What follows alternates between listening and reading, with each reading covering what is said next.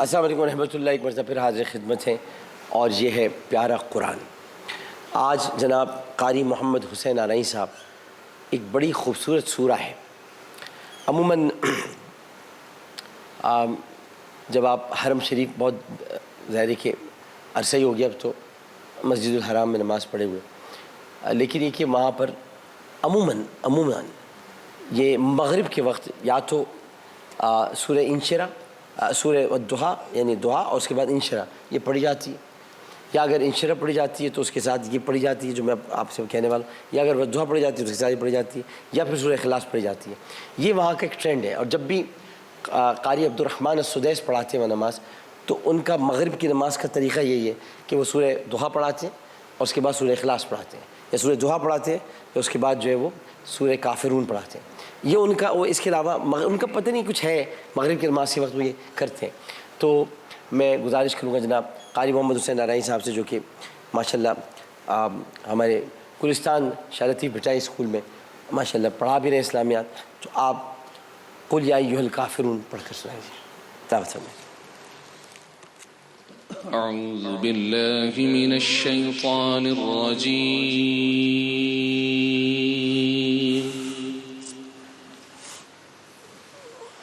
بسم اللہ الرحمن الرحیم،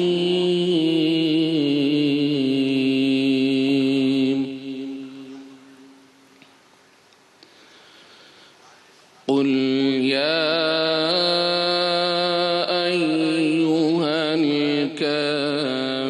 الكافرون لا أعبد ما تعبدون سبحان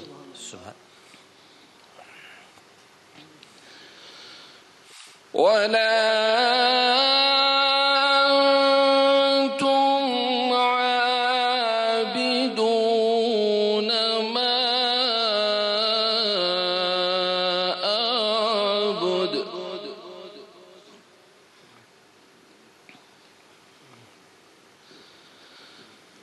ولا أنا عابد ما عبدتم ولا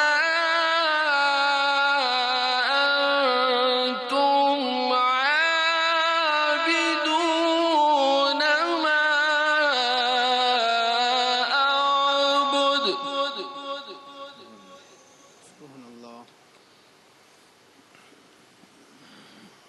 ولا أنتم عابدون ما أعبد لكم دينكم ولي دين.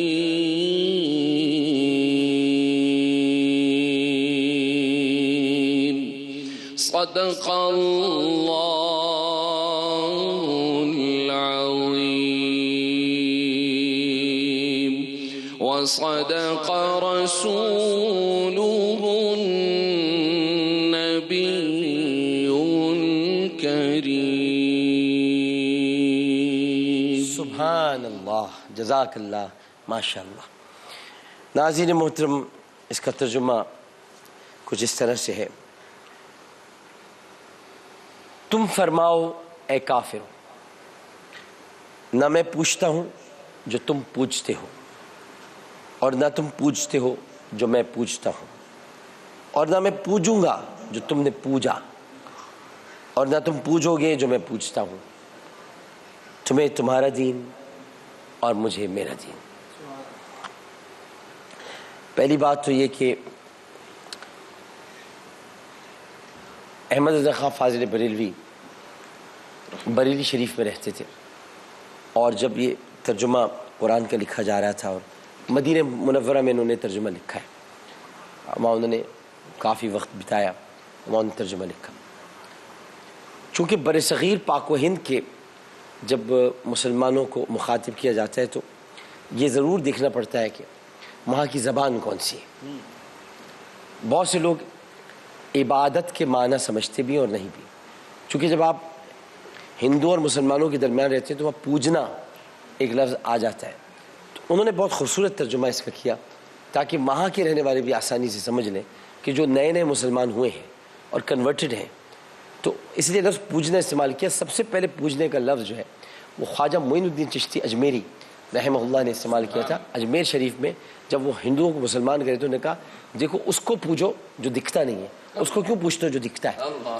تو پوجنے کا لفظ وہاں استعمال ہوا. اسی کو حضرت احمد رضا خان فاضل بریلوی نے اس ترجمے میں, اور کتنا پیارا ایک انداز ہے, تم فرماؤ اے کافروں.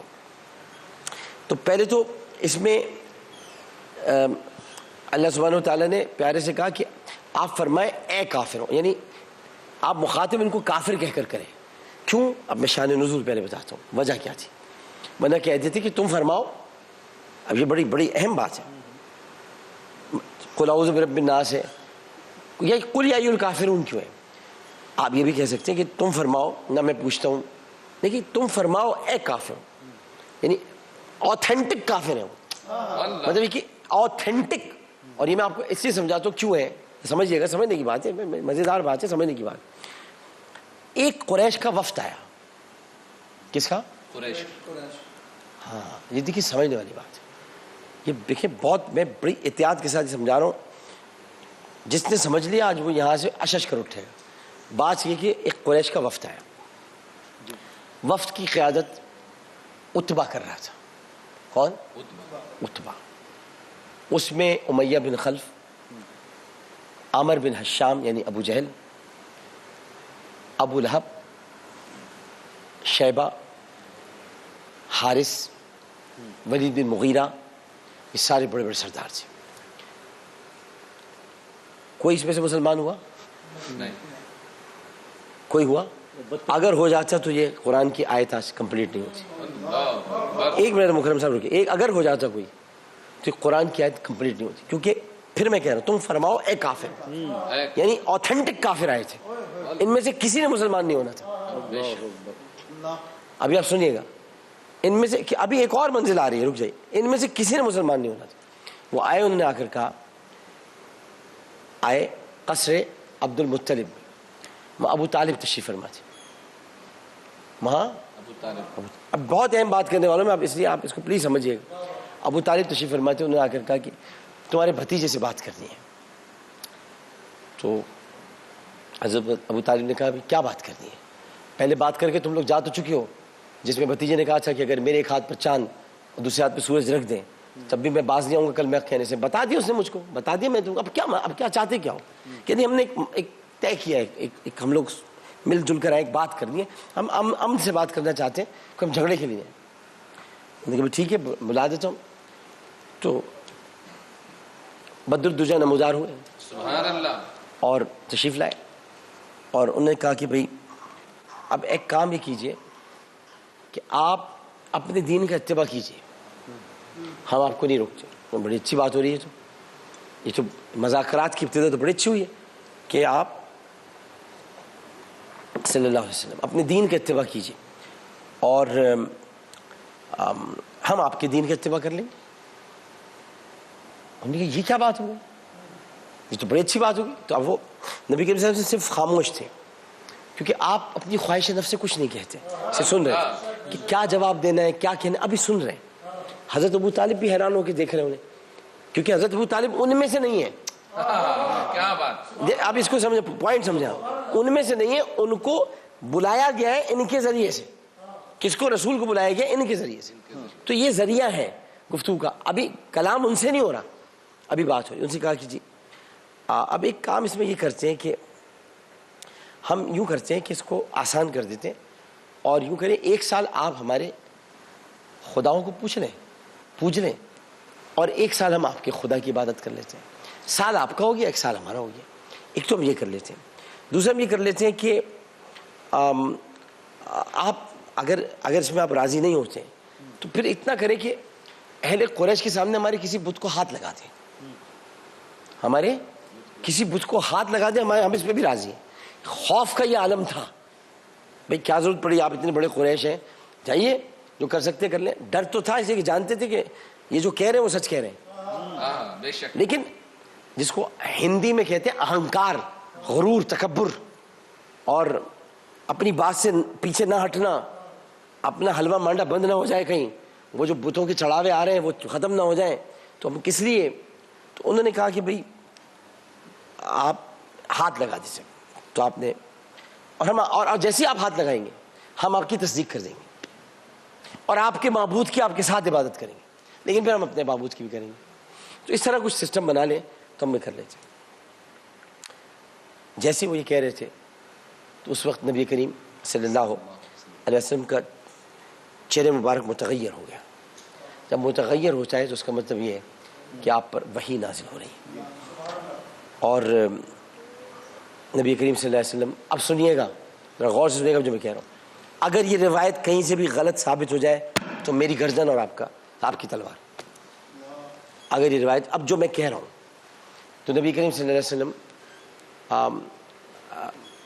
فوراً یہ آیت سننے کے بعد ان سب کو لے کر حرم شریف گئے سوائے ابو طالب کے.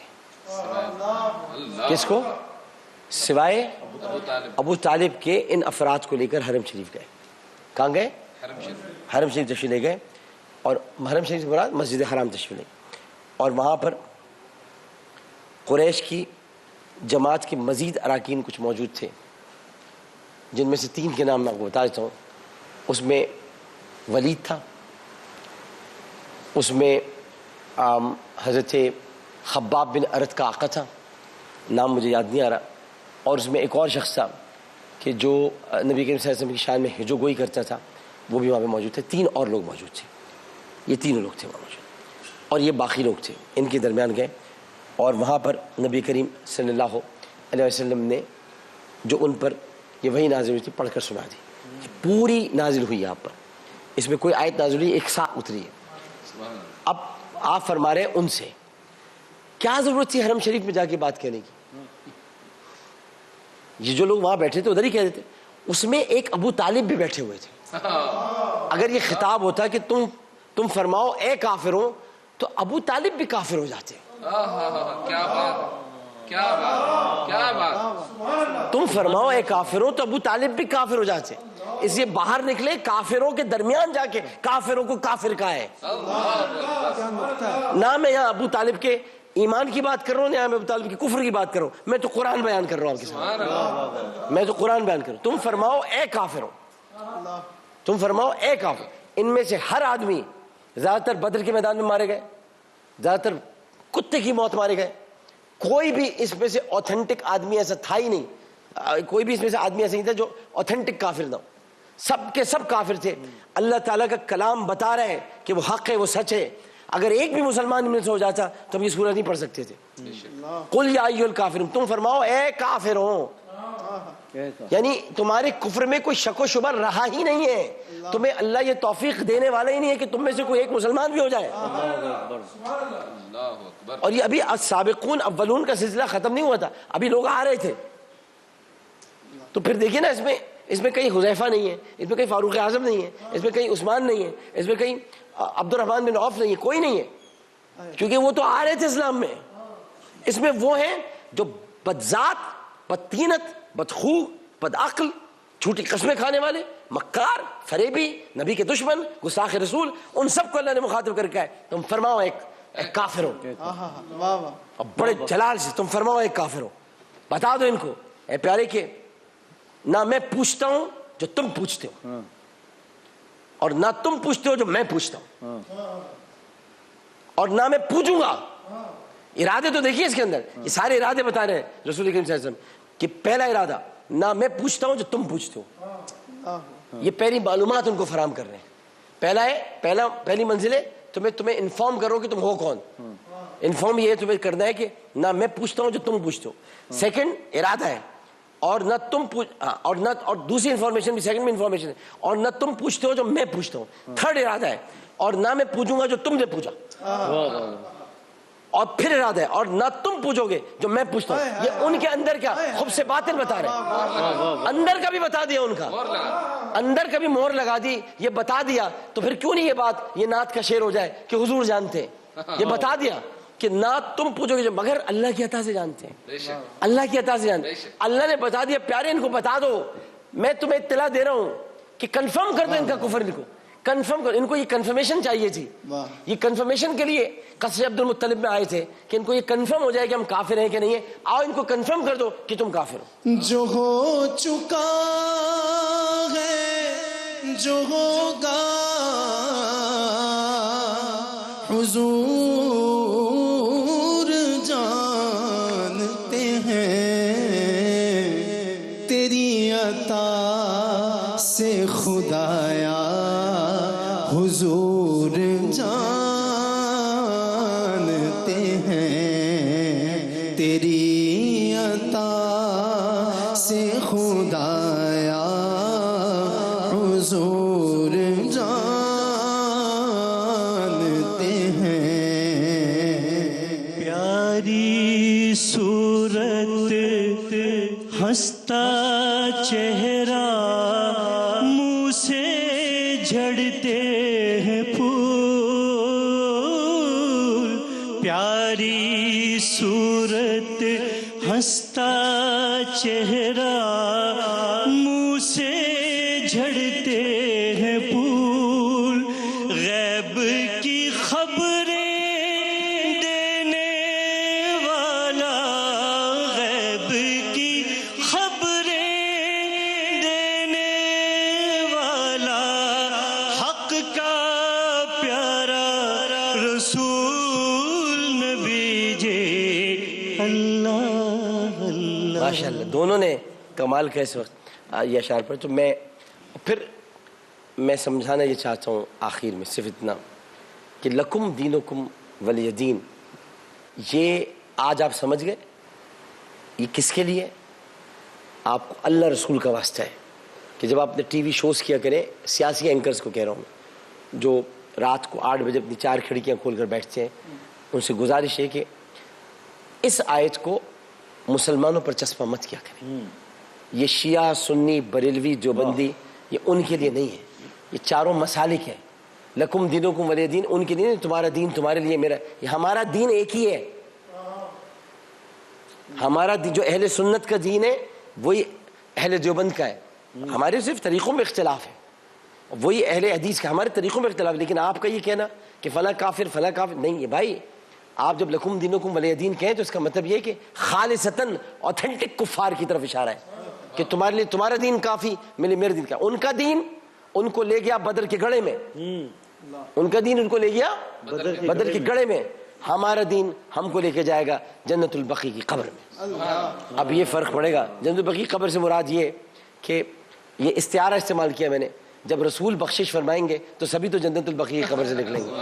بات تو بخشش کی ہے نا, بات تو بخشش کی ہے, وہ الگ بات ہے کہ ہو جائے. جی ہے مومنوں کی خواہش کہ بقیع پاک ملے,